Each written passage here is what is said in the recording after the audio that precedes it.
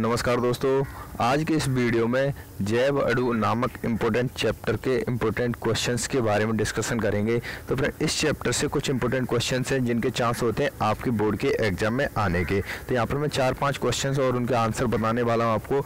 अगर जिनको आप याद कर ले तो आप 2 से 4 मार्क्स के क्वेश्चन बहुत आसानी से सॉल्व करके आ सकते हो। फ्रेंड, अगर आप इस चैनल पर नए हो तो सबसे पहले चैनल को सब्सक्राइब जरूर कर लेना।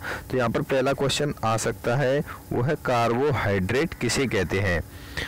तो इसका आंसर है यानी वे कार्बनिक यौगिक जो पॉलीहाइड्रोक्सी एल्डिहाइड पॉलीहाइड्रोक्सी कीटोन होते हैं, कार्बोहाइड्रेट कहलाते हैं। अथवा वे कार्बनिक यौगिक जो जल अपघटन पर पॉलीहाइड्रोक्सी एल्डिहाइड या पॉलीहाइड्रोक्सी कीटोन देते हैं, कार्बोहाइड्रेट कहलाते हैं। जैसे ग्लूकोज, फ्रक्टोज आदि। यानी कार्बोहाइड्रेट किसे कहते हैं, यानी वे कार्बनिक यौगिक जो पॉलीहाइड्रोक्सी एल्डिहाइड और पॉलीहाइड्रोक्सी कीटोन देते हैं।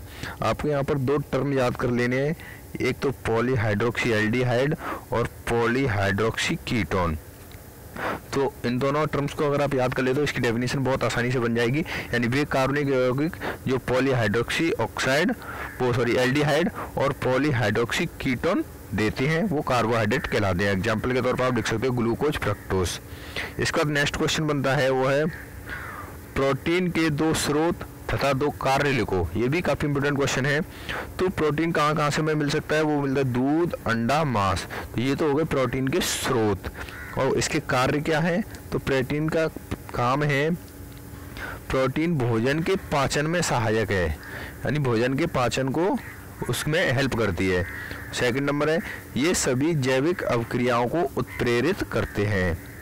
पॉइंट नंबर 3 है, शरीर में नए तंतुओं का निर्माण और उनकी टूट फूट की मरम्मत करते हैं। यही सब काम है प्रोटीन का। इसका नेक्स्ट है, मांसपेशियों में ऑक्सीजन का संचय करने में भी मदद करता है प्रोटीन और एंजाइमों का निर्माण करता है प्रोटीन। तो फ्रेंड, ये थे प्रोटीन के कुछ कार्य और ऊपर आपको स्रोत बता दिए। काफ़ी इंपॉर्टेंट है, बहुत सिंपल भी है, इनको आप नोट कर लीजिए और याद कर लीजिए। इसके बाद नेक्स्ट क्वेश्चन आता है, वो है एंजाइम्स के उपयोग लिखिए, यूजेज ऑफ एंजाइम्स। तो ये क्या है, मदिरा एवं पेय पदार्थों में ऑक्सीजन को अलग करना। दूसरा काम है पेय एवं खाद्य पदार्थों में घुलनशीलता विकसित करना। और नेक्स्ट इसका कार्य है, एंजाइम की उपस्थिति में अभिक्रिया की गति बढ़ जाती है और ये अपने कार्य में अत्यंत विशिष्ट होते हैं। तो फ्रेंड्स, ये थे कुछ एंजाइम्स के यूजेस, एंजाइम्स के कार्य, इनको भी आप याद कर लेना। इसके बाद नेक्स्ट क्वेश्चन आता है, कार्बोहाइड्रेट के जैविक कार्य लिखिए। अभी आप, ये भी काफ़ी इंपोर्टेंट क्वेश्चन है कार्बोहाइड्रेट वाला। यानी तो इसके कार्य हैं, ग्लूकोज से शरीर को ऊर्जा प्राप्त होती है। जो ग्लूकोज है वो कार्बोहाइड्रेट का एक एग्जाम्पल है और इससे क्या होता है, शरीर को एनर्जी मिलती है। नेक्स्ट पॉइंट है, मानव की कुल आवश्यकता का लगभग 60% ऊर्जा कार्बोहाइड्रेट से प्राप्त होती है, जिसके 1 ग्राम के ऑक्सीकरण से 4 कैलोरी ऊर्जा प्राप्त होती है। और कार्बोहाइड्रेट जैव ईंधन के रूप में कार्य करते हैं तथा ऊर्जा प्रदान करते हैं। तो फ्रेंड, मेन इसका उपयोग यही है, कार्बोहाइड्रेट वो शरीर को ऊर्जा प्रदान करते हैं। इसके बाद नेक्स्ट क्वेश्चन आता है, न्यूक्लिक अम्ल पर टिप्पणी लिखिए। न्यूक्लिक अम्ल क्या होता है, तो ये भी क्वेश्चन काफी इंपोर्टेंट है फ्रेंड। तो चलिए इसके बारे में मैं आपको बता देता हूँ। व्हाट इज न्यूक्लिक अम्ल। न्यूक्लियोटाइडों के बहुलकों को न्यूक्लिक अम्ल कहते हैं। इसका अणुभार उच्च होता है। इन्हें पॉलीन्यूक्लियोमाइड भी कहते हैं। ये प्रत्येक कोशिका के नाभिक में पाए जाते हैं। ये कार्बोहाइड्रेट और प्रोटीन से अधिक महत्वपूर्ण पदार्थ होते हैं। Example DNA and RNA. तो ये न्यूक्लिक अम्ल होते हैं। फ्रेंड, यहाँ पर एक इम्पोर्टेंट क्वेश्चन बनता है, difference between DNA and RNA. तो इसको याद कर लेना। इसके बाद नेक्स्ट क्वेश्चन बनता है, ये है इंसुलिन इंजेक्शन द्वारा ली जाती है क्यों। ये वाला क्वेश्चन काफी इंपॉर्टेंट है, एग्जाम में आ सकता है। इंसुलिन इंजेक्शन द्वारा ली जाती है क्यों, तो इंसुलिन यदि मुंह द्वारा ली जाए तो वह अपने घटक अमीनो अम्ल में पच जाती है या जल में अपघटित हो जाती है, जिससे प्रभावहीन हो जाती है। तो फ्रेंड ये था इसका रीजन, काफ़ी इंपॉर्टेंट है, याद कर लेना। जैव अणु की परिभाषा लिखिए, इसके 2 उदाहरण दीजिए। यानी वे कार्बनिक अणु जो जीवन के लिए अति आवश्यक होते हैं जैव अणु कहलाते हैं। इन अणुओं के द्वारा शरीर की वृद्धि होती है तथा इन अणुओं के द्वारा अनेक जैविक क्रियाएं होती हैं। For example carbohydrate, vitamin, protein, वसा, ये सारे के सारे क्या है, ये जैव अणु हैं। ठीक है, तो इसमें हमने कार्बोहाइड्रेट बता दिया, विटामिन अपने पिछले वीडियो में बता दिया, प्रोटीन बता दिया, अभी बता दिया। इसके बाद मैंने आपको अभी बताया था कि डीएनए और आरएनए में अंतर लिखिए। तो डीएनए और आरएनए बहुत इंपॉर्टेंट टॉपिक है। यहाँ पर देखिए आपको बता दे रहा हूँ मैं डीएनए और आरएनए में क्या अंतर होता है, ये लिखे हुए हैं। तो एक तरफ लिख लें आपको डीएनए, एक तरफ आरएनए। तो डीएनए पॉइंट नंबर 1 है, इसमें डीऑक्सीराइबोज शर्करा पाई जाती है और इसमें राइबोज शर्करा पाई जाती है। यह 2 कुंडलित सूत्रों का बना होता है या एक सूत्र का बना होता है, और डीएनए केवल एक प्रकार का होता है और आरएनए 3 प्रकार का होता है। तो फ्रेंड ये इतने के सारे डिफरेंस आपको अपने आंसर में लिख देने हैं। तो फ्रेंड ये जो यहाँ पर जो मैंने आपको 5, 6, 7 क्वेश्चन जो भी बताए हुए हैं, ये सातों के सातों क्वेश्चन वेरी मोस्ट इंपोर्टेंट है। इनमें से आपको 2 से 3 क्वेश्चन आपके बोर्ड के एग्जाम में पक्का मिल जाएंगे। यहाँ पर कुछ एंजाइम्स के नाम दिए हुए हैं, उनके कार्य दिए हुए हैं, इनको भी आप नोट कर लेना। जैसे टाइलिन एंजाइम का क्या कार्य है, यह स्टार्च को ग्लूकोज में बदलता है। पेप्सिन, यह प्रोटीन को एमिनो अम्ल में बदल देता है। और जाइमेज, यह ग्लूकोज को एथिल एल्कोहल में बदल देता है। तो इस तरीके से यहाँ पर इनके कार्य बताए हुए हैं।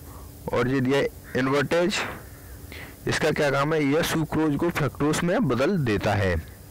इसके बाद आता है माल्टेज, यह माल्टोज को ग्लूकोज में बदल देता है। तो फ्रेंड यहाँ पर आपको यानी 5 एंजाइम्स के नाम दिए गए हैं, 5 एंजाइम्स के नाम है और उनके कार्य बताए गए हैं। तो एग्जाम में क्या होगा, इन 5 के 5 में से कोई से आपको 2 या 2 नहीं तो 2 से 3 एंजाइम्स पूछ लिए जाएंगे। बताइए 2 से 3 एंजाइम्स के नाम बताइए और उनके कार्य लिखिए। तो आपको तुरंत यहाँ पर ptyalin, pepsin, zymase, invertase, maltase, इन 5 में से कोई भी 2 लिख देना है। और यहाँ पर मैं बात बताऊँ आपको, जो टाइलिन वाला है, टाइलिन, पेप्सिन, जाइमेज, तीनों के तीनों वेरी मोस्ट इंपोर्टेंट। तीनों में से अलग से भी आपको ऑब्जेक्टिव टाइप या फिल इन द ब्लैंक्स या 1 मार्क्स में पूछ लिया जा सकता है। तो 5 के 5 याद कर लेना तो बेहतर रहेगा आपके एग्जाम के लिए। और यहाँ पर एक महत्वपूर्ण क्वेश्चन बनता है, ये एक और रह गया था, ज्विटर आयन किसे कहते हैं। यानी वह द्विध्रुव आयन जिसमें धनायन और ऋणायन दोनों होते हैं, उसे ज्विटर आयन कहते हैं। एक अमीनो अम्ल में एक क्षारीय भाग तथा एक दूसरा अम्लीय भाग होता है। अम्लीय समूह प्रोटीन त्यागता है और क्षारीय समूह प्रोटीन ग्रहण करता है, जिसमें COO आयन तथा प्लस NH3 आयन बन जाते हैं, जिसे ज्विटर आयन कहते हैं। इसका pH मान 7 होता है। तो फ्रेंड्स यहाँ पर देखिए इंपॉर्टेंट बात ये है, कभी कभार पूछ लिया जाता है ज्विटर आयन का pH मान कितना होता है, तो ये आपको याद कर लेना चाहिए। इसका pH मान होता है वो 7 होता है। तो यहाँ पर इस तरीके से ये वाले इंपॉर्टेंट क्वेश्चन आ सकते हैं आपके। तो फ्रेंड्स इस वीडियो में मैंने टोटल क्वेश्चन कवर किए। एक तो ये वाला किया कार्बोहाइड्रेट किसे कहते हैं, दूसरा ये किया प्रोटीन के स्रोत तथा कार्य लिखिए, तीसरा ये किया था एंजाइम्स के कोई 2 अनुप्रयोग या उपयोग लिखिए, यूजेस ऑफ एंजाइम्स यानी 2। इसके बाद बताया था कार्बोहाइड्रेट के यूजेस। इसके बाद नेक्स्ट क्वेश्चन बताया था न्यूक्लिक अम्ल पर टिप्पणी लिखो। इसका नेक्स्ट था ज्विटर आयन किसे कहते हैं और इंसुलिन इंजेक्शन द्वारा ही क्यों लिया जाता है। काफ़ी मोस्ट इंपोर्टेंट क्वेश्चन है, इसके आने के चांस है, तो इसको छोटा सा आंसर है तो पक्का याद कर लेना। इसके बाद बताया था जैव अणु की परिभाषा। इसके बाद मोस्ट इंपोर्टेंट क्वेश्चन आया था, वो था डीएनए और आरएनए में अंतर लिखना था, जो कि वेरी मोस्ट इंपोर्टेंट क्वेश्चन था, तो इसको आपको पक्का याद कर लेना है। और इसके बाद कुछ एंजाइम्स के नाम बताए गए थे और उनके यूजेस बताए गए थे। तो फ्रेंड इस वीडियो में मैंने आपको ऐसे कोई 10 से 12 क्वेश्चन चैप्टर नंबर 15 है जो जैव अणु है उसके मैंने कवर कर दिए हैं।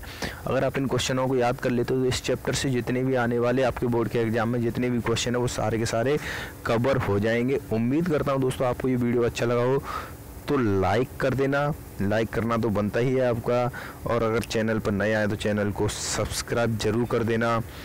सब्सक्राइब करने के बाद बेल आइकन को दबा देना, जिससे कि आपको हमारे इम्पोर्टेंट आने वाले वीडियो का नोटिफिकेशन सबसे पहले मिलता रहेगा। धन्यवाद दोस्तों, थैंक यू सो मच।